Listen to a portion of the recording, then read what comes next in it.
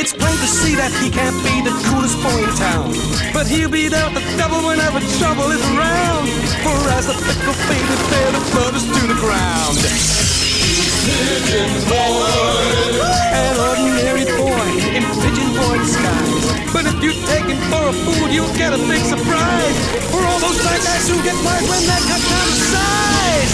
By Pigeon Boy. Into his alter ego he will metamorphosize. Impact by flapping flights of feathered friends he tries to ride his wonder bike on wires through the city skies. That's Pigeon Boy.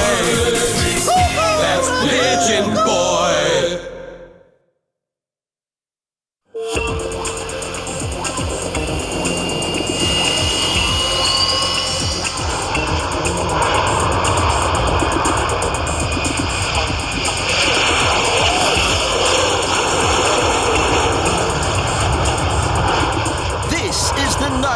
That 66-year-old Gregory Plaint must live with every day in his suburban home. The Peterson airplanes start taking off and landing at 6 every morning. That they do, and it's absolutely unbearable. My tiles are broken. My geraniums are wilting.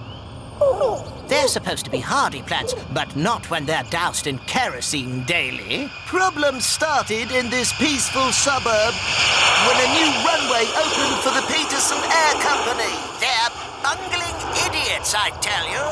Being paid off by that crook Cosmo Peterson.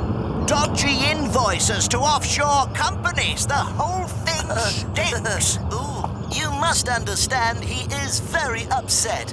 And with good reason. Who wouldn't be? Mr. Gregory Plaint is the last inhabitant of Porkine Valley. But I won't leave here. I was born here, and I will die here.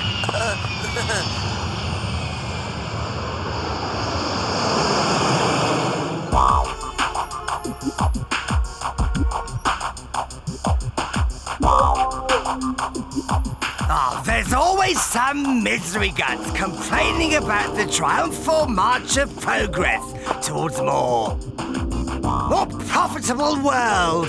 But what about the noise? The dead geraniums? You call that progress, Mr. Peterson? And what about that dump at the end of my runway? You call that attractive?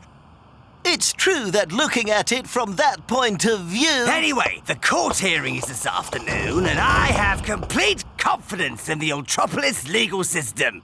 It costs me enough money.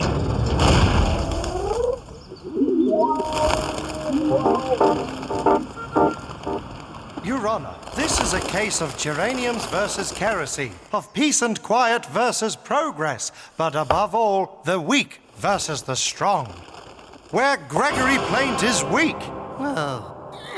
His house is disfiguring the Peterson Air Runway, the new flagship for Ultrapolisian aeronautics. That's absurd. When I say disfigure, I mean it's a danger, jeopardizing the safety of these magnificent flying machines. Hey, Your Honor, he stuck his tongue out at me. Mr. Plaint, please, we all know you are poor. But try and hold on to your dignity. Well done, my boy. You tell him. Have you ever flown in an aeroplane, Mr. Plaint? No, of course you haven't. You are a cheap consumer, a bad citizen. But I'm not the accused in this case. He is. I still have my rights, don't I? Rights? Since when have people like you had any rights against commercial companies?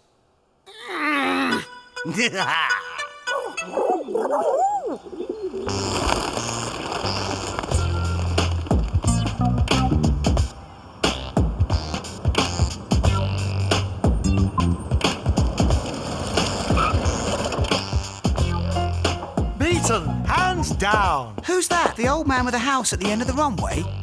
Can you believe it? He tried to get the Peterson Air Runway closed.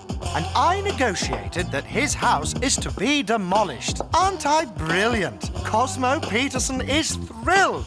He called me his boy. Oh, but that's awful. What's going to happen to him if he doesn't have a home? Don't worry about him, Randy. There are special places for people like him. And he can always keep a photo of his house. We might even frame it for him. Oh, but that's not fair. He was there long before the runway. You can't decide other people's lives for them like that. Really, Randy? The old man lost. Take an interest in the winners for once. What's with this fascination for losers? I really worry about you sometimes. Yeah, I know.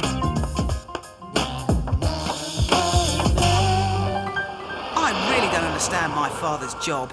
Why does he defend people like Cosmo Peterson? That's just the way it is. Even the nastiest toad's allowed to have a lawyer. And if he's a rich toad, he could even have several.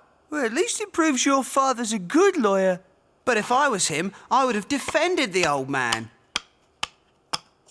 We should write an article on it. Old Man Alone against airline company. David against Goliath. Yes, but the house is about to be knocked down. We can't hang around.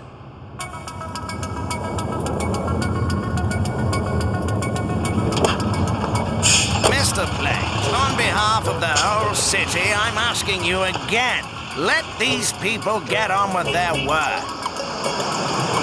We've got a lovely room with a view for you in a residential home. Never. They'll have to drive over me first. Come on, be good, and give me the key to the padlock. Won't be long, man. We're negotiating. No, we're not. I swallowed the key. Look. Wait a minute, man. Don't be in such a rush. He is a voter, after all. Well, I definitely don't vote for you, Mayor Brack. I've told you before that I hated my father, haven't I, Doctor? Oh, your father, Gregory Plaint, isn't it? You've changed your name to cut the cord, so to speak. Exactly, my good man. But I also started up an aeronautics company, purely to ruin his life. Really? Isn't it brilliant, Doctor? Yes. And it worked perfectly. I've made my father homeless with his geraniums and his tiles, and he's got to pay for it too. I'm too good at this, I tell you. Too good. Yes. And you have no feelings of guilt whatsoever? None, my good man. That's the best part. Yes? What do you mean he won't leave? Well, make him leave. Sharpish! He's not going to ruin my revenge. I'm on my way.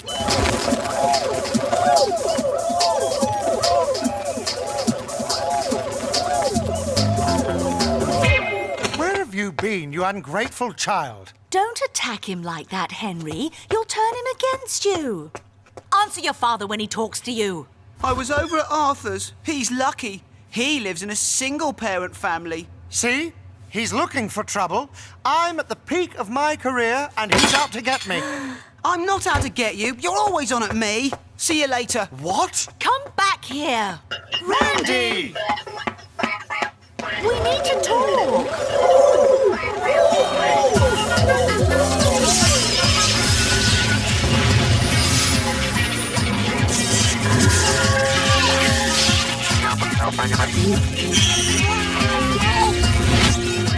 Oh, no, not now, please. Not in front of my parents. Randy, let us in. Randolf, open this door immediately. May I remind you that in accordance of Article 1326, I am the one who holds all parental authority, and I order you to open this door. Oh, no, I don't want to. And if you don't like it, well, sue me. Ooh. Oh, no. It's far too high. Really, Henry? You're not the only one with parental authority. I can't believe how chauvinistic you are sometimes. Randolph, I order you to open this door as well. About time, too. The law does have its powers.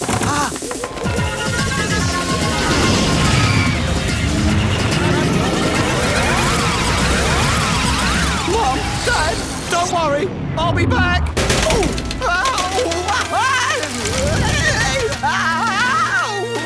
Have you got any idea what you've just made me do, you featherbrains? Lock up my own parents in the middle of an argument. You are all so insensitive. They'll do something like banning me from the internet for at least a year.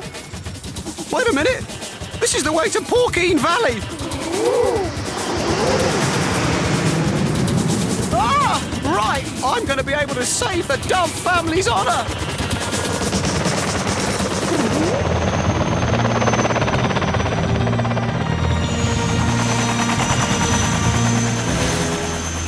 Oh, look. Here comes the scary businessman. So, my good man, what seems to be the problem? Well, sir, he's chained himself to the gate. I still don't see what the problem is. Well, at Digger Driving School, I was always told to watch out for old people chaining themselves to gates. Give me the keys, then. I didn't go to Digger Driving School. Even if I wanted to, I couldn't move. I've swallowed the key. Stop! What is that? You could at least take a slight detour. Haven't you noticed there's someone in the way? Yes, that's the point. Move out of the way. When I said we were right to get down here... I know, but shh! We don't know him, remember?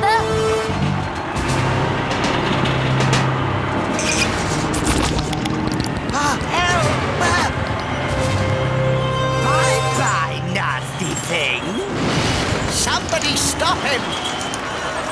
This is what I do to any obstacles in my path.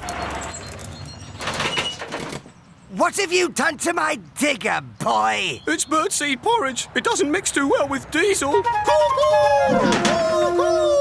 No, really? Trying to be clever, are you? Robert, fix the digger. I'll attack using this. Oh, yeah. Well done, Mr. Peterson. Try and look a bit more aggressive if you can. It'll look much better in the photo. What are you doing here? This is a private building site. But it'll really interest the readers of the New Utopian to see Cosmo Peterson, the respectable businessman with an axe in his hand and frothing at the mouth. Let go of me! I'm a journalist. This is a violation of the freedom of the press. You haven't heard the last of this. I've got a long memory. Hey! Ow! Get out of here! I've got the situation under control! Thanks, Pidge. Whoever you are. Thanks, dude. Who do you think you are? I'm someone who doesn't like it when a poor defenceless old man is attacked with a digger! Poor old man, but he's my father. Really? He's your father? Why are you doing all this then? Because ever since I was young, he's annoyed me. And now I'm getting my revenge. You wouldn't understand. It's complicated. Oh, I do understand. We all have problems with our parents. But I would never attack my father with a digger. Only because you couldn't afford it. No, because I'm not that mad, that's all. I am not mad. Do you hear me? Not mad, understand? Not mad, understand? Not mad. Mr. Peterson, are you all right? Not mad, not mad, not mad. Dr. Blot. Little Bunny wants to see Dr. Blot. Come on, Mr. Peterson. You can't stay here. Let's go and see the nice doctor who's going to make us all better, okay? Okay, but then I'll come back and bang goes the house. But let's go and see the doctor first. Where do you think you're going? This is Cosmo's helicopter. Helicopters like toothbrushes. You never lend them. Get out of here. Boss isn't easy to work for, is he? No, he's completely nuts. It's not over yet, though. And if I want to go after him, I'm going to need to... Hey, you lot with the feathers! I hate to say it, but this is a really pathetic way of travelling. You're supposed to have found a way for me to fly like you. I was supposed to be a real superhero. Doctor, everybody's trying to annoy me, and my plan of revenge hasn't worked either. Yes? I mean, I picked it up with the digger, and some people are saying that it was me. Can't I shovel it up if I want to? That depends. What exactly were you trying to shovel up? Him, of course. My father. All right. Why don't you tell me a bit about your childhood? No, it's too awful. Not my rabbit.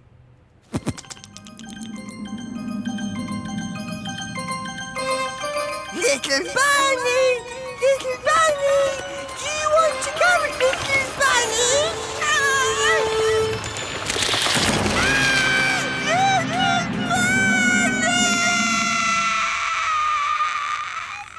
My father hadn't put the handbrake on properly, and my little bunny got squashed.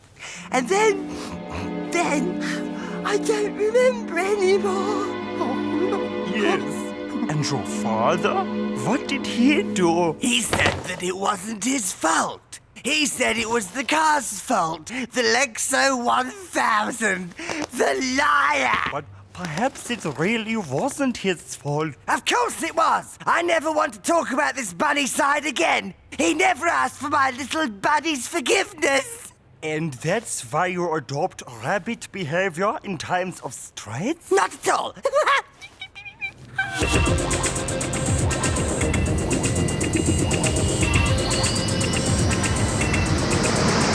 In the depths of despair, Mr. Gregory Plaint has tied himself to a post at the end of the Peterson Air runway. It is a lone old man's fight against a fleet of 15 brand new aeroplanes. Ultra Channel will be bringing you live updates. Who will win? Call 0812 1234 and vote now. Calls are charged at local rates. Hey, Marcus, why didn't we put this pole in my garden instead of here? Don't you worry about it, Mr. Plaint. It makes for better TV here. Believe me, I should know. I've been in this game for 30 years.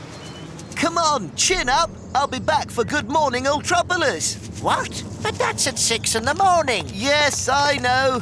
Don't remind me. The things I do for my job.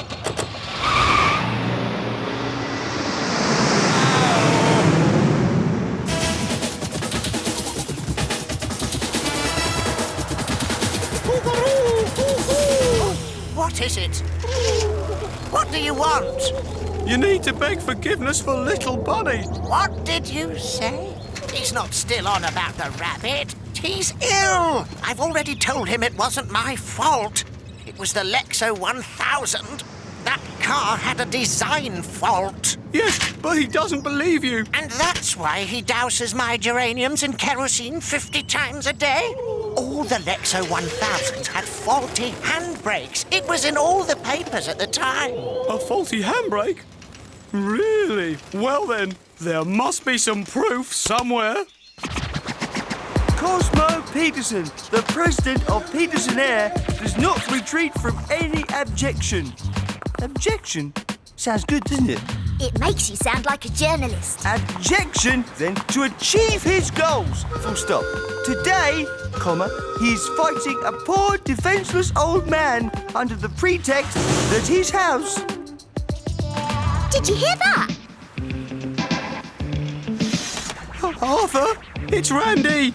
No, don't look. Randy? Is that you? Yes, Chloe. I can't show myself, though. I'll explain everything later. I'd be really grateful if you could have a look for any documentation about an old car, the Lexo 1000. Yeah, no problem, Randy. You sure you don't want to stop and chat for a bit? Shut up! We can talk later. See if you can find a back copy of Auto Vroom Vroom that talks about the car and slide it under the door. Huh? Thank you, Doctor. It was good to talk. Yes. Right, now I'm off to make that house go bang. Yes, but... Yes, but calmly, quietly. Bang, but cool. Thank you, my good man.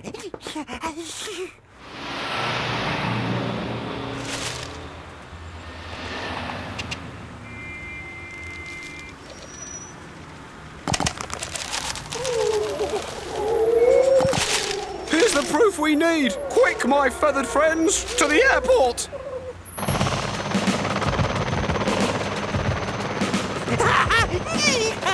Robert, warm up the diggers and the demolition ball, my good man. I'm on my way. Bang goes the house.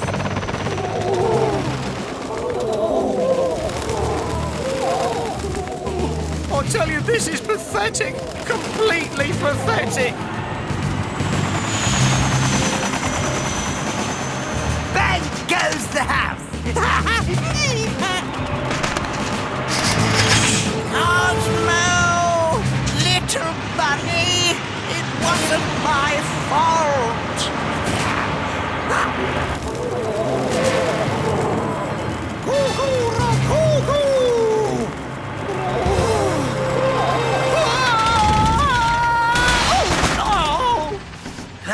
Oh, what's he doing here again? Get out of the way, will you? Stop! Stop, Mr. Peterson! The Lexo 1000 did have a fault! The handbrake was faulty! Ooh, it really wasn't your father's fault the little bunny got squashed, Mr. Peterson. It was the car! Really? So he was telling the truth. Finally! He understands! Robert, forget it! Stop everything! Oh. Oh. Well, few bricks and some new wallpaper, and you won't be able to tell the difference, will you?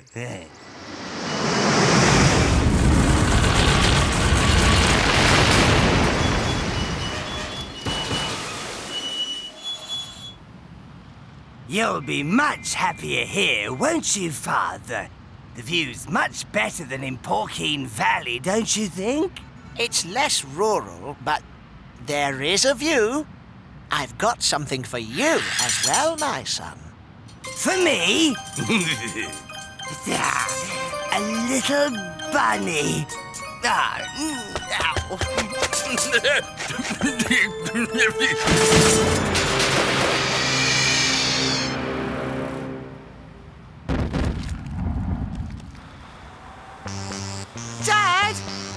Dad! What's up with you, Randy?